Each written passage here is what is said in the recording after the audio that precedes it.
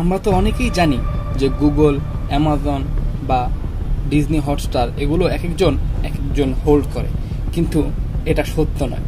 আমরা জানলে অবাক হয়ে যাবেন যে এই জিনিসগুলো পিছন থেকে নিয়ন্ত্রণ করছে অন্য কেউ, কামাচ্ছে লাখ লাখ টাকা, আর যার টাকার পরিমাণের কাছে কোনো তুলনাই হয় না বর্তমানে কথিত বাঘা বাঘা বিলিয়নিয়ারদের।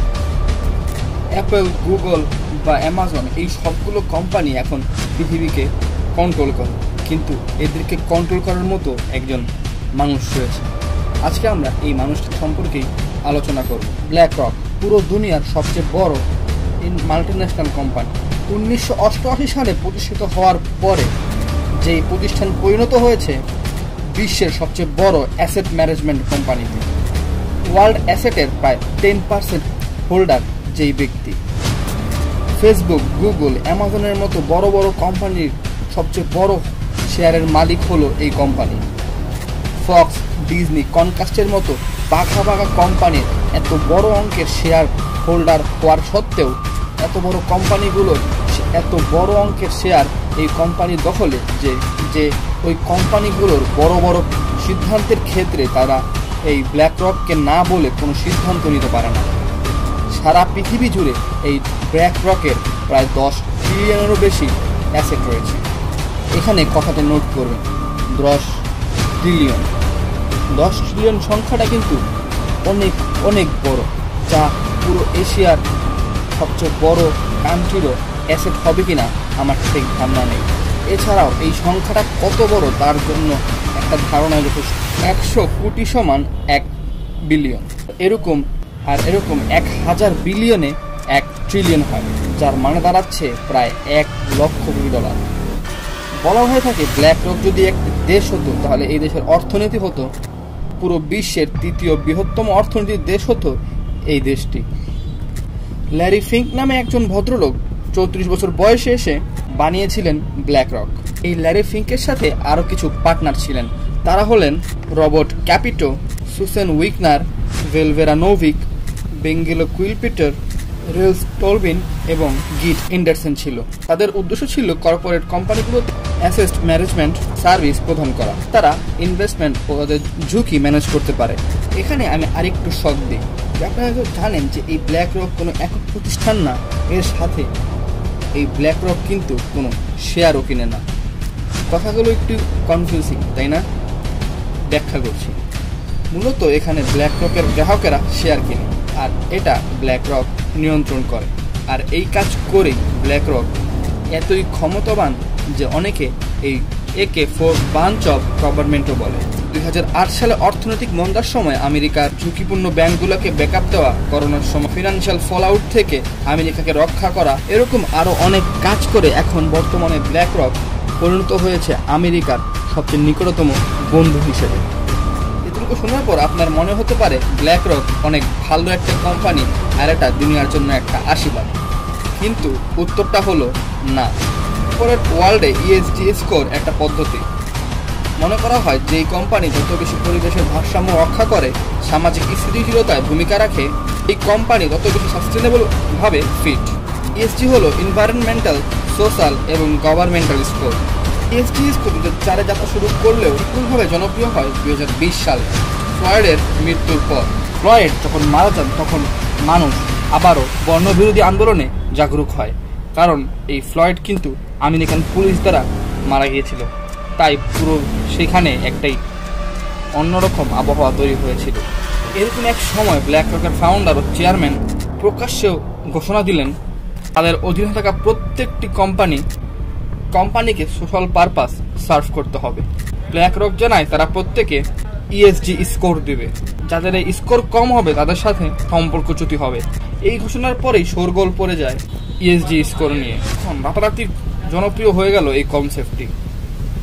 আগে যেখানে এই শতকরা 1% কোম্পানি এই ইএসজি মডেলটা ফলো করতো, সেখানে ব্ল্যাক রকের ঘোষণার পরে প্রায় 20% কোম্পানি এই ইএসজি স্কোর মানতে শুরু করে। ব্যাংক অফ আমেরিকা এই প্যান্ডেমিকের মধ্যে $1 বিলিয়ন ডোনেট করলো দুস্থদের। গ্লোসিয়ার $1 মিলিয়ন ব্ল্যাক লাইফ ম্যাটারকে এবং ব্ল্যাকদের নিয়ন্ত্রিত বিউটি খাতে। এসব পরিসংখ্যান দেখে মনে হতে পারে ব্ল্যাক রকের ইএসজি স্কোর জনিত কারণে কোম্পানিগুলো হয়তো উঠে পড়ে লেগেছে নিজেদের প্রমাণ করার জন্য, কিন্তু দিন যত গড়ালো বোঝা গেল প্রতিষ্ঠানগুলো এই উদ্যোগ গ্রিন ওয়াশিং ছাড়া আর কিছুই ছিল না। এখন বলা যাক গ্রিন ওয়াশিং ব্যাপারটা কি। কোম্পানিরা যখন প্রকাশ্যে বড় বড় দাবি করে এবং সেই দাবি পক্ষে ভুয়া কিছু সাক্ষ্য প্রমাণ নিয়ে উপস্থিত হয়, কিন্তু তবে তাদের দাবির সপক্ষে হিটে ফোটা কাজও তারা করে না। তাদেরকে ইকো ফ্রেন্ডলি দাবি করলেও ম্যাটেরিয়ালগুলো আসে আনঅথেন্টিক অথরাইজ সোর্স থেকে। এরকম ব্যাড প্র্যাকটিসকেই বলা হয় গ্রিন ওয়াশিং। মজার ব্যাপার হচ্ছে ব্ল্যাক রকের অধীনে থাকা প্রতিষ্ঠানগুলোর বিরুদ্ধে গ্রিন ওয়াশিং এর অভিযোগ এসেছে বারবার। জানা যায় ব্ল্যাক রক যত যাদেরকে এনভায়রনমেন্টাল ফ্রেন্ডলি বলে ঘোষণা করুক না কেন, মূলত তারাই পরিবেশের শত্রু। যুদ্ধবিরোধী কর্মকাণ্ডেও রয়েছে ব্ল্যাক রকের একটা বড় হাত। এটা প্রমাণিত যে আমেরিকায় ম্যাস কিল প্রতিনিয়তই ঘটে। কিলিংয়ের এই বিষয়টি নিয়েও প্রকাশ্যে উদ্বেগ প্রকাশ করেছিল ব্ল্যাক রক। বন্দুক ব্যবহারে আমেরিকার মানুষকে আরও সচেতন হওয়ার আহ্বান দিয়েছিল এই ব্ল্যাক রক। কিন্তু মজার ব্যাপার হলো আমেরিকার গান ম্যানুফ্যাকচারিং এর সবচেয়ে বড় হাত হলো এই ব্ল্যাক রক। যদিও তাদের দাবি গান ম্যানুফ্যাকচারিং কোম্পানিগুলো কিভাবে এই অস্ত্রগুলো বানায় সেগুলো তারা কেয়ারফুলি মনিটর করে, কিন্তু এই মেকানিজমের পুরো সিস্টেমটা কি সেটা নিয়ে কিন্তু এটা বড় ধোঁয়াশা রয়েছে। ইউএস এরোস্পেস ও ডিফেন্স লাইনেও কিন্তু রয়েছে বড় বড় গান ম্যানুফ্যাকচারিং প্রতিষ্ঠান। Lockheed Martin, Lothian, general dynamics এর মতো মোস্ট ইনভেস্টর হিসেবে নিজেদের যুক্ত রেখেছে ব্ল্যাক রক। তাদের বিবৃতির সাথে খানিকটা সাংঘর্ষিক হয়েই যায়। ব্ল্যাক রক যুক্ত হিউম্যান রাইটস এর অধীনে হিউম্যান রাইটস এর সাথেও। রাশিয়ার বিভিন্ন কোম্পানিতে ব্ল্যাক রক বহু বছর ধরেই টাকা ইনভেস্ট করে আসছে। ইউক্রেনের সাথে যখন রাশিয়ার যুদ্ধ শুরু হয় তখন রাশিয়ার কিছু ইনভেস্টমেন্ট কোম্পানিগুলোতেও ব্ল্যাক রক উঠিয়ে দিলেও আবার সেসবে কন্ট্রিবিউট করা শুরু হয়েছিল। এছাড়াও নানান দেশের যুদ্ধে সরবরাহের সাথেও তারা যুক্ত রয়েছে। সৌদি আরব যখন ইয়েমেনে হামলা চালায় তখন এই অস্ত্র এসেছে এই ব্ল্যাক রক থেকেই। ব্ল্যাক রকের এই দুমুখ সত্তাকে প্রশ্ন করার কিংবা ব্ল্যাক রককে থামানোর কি কোনো উপায় নেই? সঠিক উত্তর হলো না, নেই। কারণ তারা যেই পরিমাণ সম্পদ নিজেদের দখলে রেখেছে সে কল্পনারও বাইরে। কেউ চাইলেও তাদের উপর আঙ্গুল তুলতে পারবে না, কারণ আমরা আগেই বলেছি পুরো পৃথিবীর অর্থনৈতিক অ্যাসিডের মোট 10% তাদের কাছে। এখান থেকে বোঝা বাকি নেই যে তারা কতটা শক্তিশালী পুরো ওয়ার্ল্ডে। ব্ল্যাক রক তাদের প্রতিষ্ঠানের সময় সময় রাষ্ট্রের গুরুত্বপূর্ণ পদে থাকা বিভিন্ন মানুষকে, সেই তালিকায় রয়েছেন বারাক ওবামার সিনিয়র অ্যাডভাইজার, বাইডেনের ডেপুটি সেক্রেটারি। তার চৌকস মাথা তাদের প্যানেলে যুক্ত করে যাচ্ছে ব্ল্যাক রক সবসময়। এগুলোর কারণে ব্ল্যাক রক এখন এতটাই শক্তিশালী, প্রতিষ্ঠানের আশেপাশেও কেউ নেই এখন।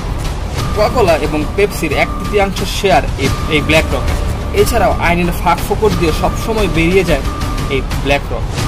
আমেরিকার আইনে বলা রয়েছে যেসব ব্যাংকের অ্যাসেট 50 বিলিয়ন এর বেশি সেসব ব্যাংকের দিকে নজর রাখবে সরকার।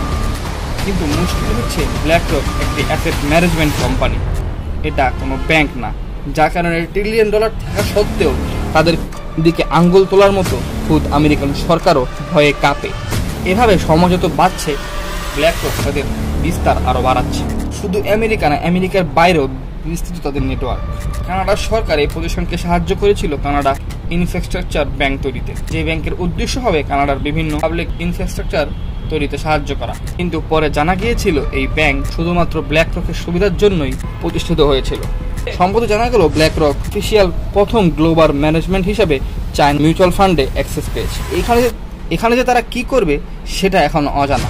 আরেকটা মজার ব্যাপার হলো যে ব্ল্যাক রক কিন্তু তাদের খবরের কাগজের নাম দেখবেন না। আপনি বাংলাদেশের পত্রিকাগুলোতে কিন্তু ব্ল্যাক রকের কোনো খোঁজ খবরই পাবেন না।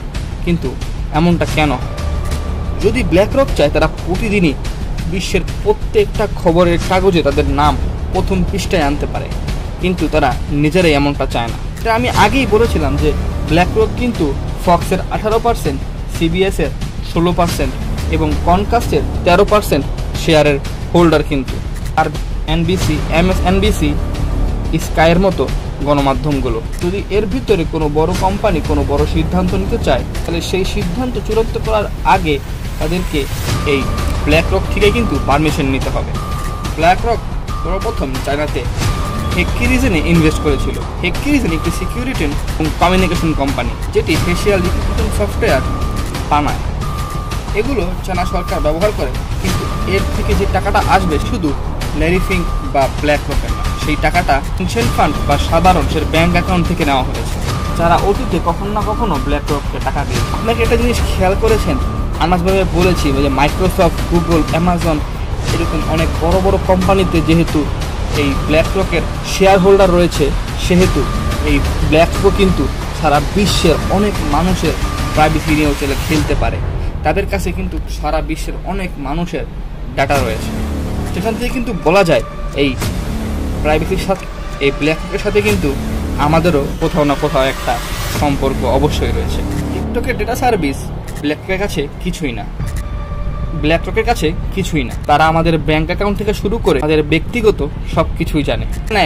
ব্ল্যাক রক যত ইনভেস্ট করবে চায়নায়, তত তার ইনফ্লুয়েন্স পৃথিবীতে বেড়ে যাবে। আর আমাদের ব্যক্তিগত নিরাপত্তা যেগুলো আগে থেকে অনেক গুরুত্বপূর্ণ, খারাপ হাতে যাওয়ার সুযোগ বেড়ে যাবে। রকের বর্তমান গ্রোথ রেট অনুসারে এর ইনফ্লুয়েন্স বেড়েই চলেছে, আর ভবিষ্যতে তার ইনফ্লুয়েন্স আরও বেশি থাকবে, তা বলার কোনো বাধা থাকে না।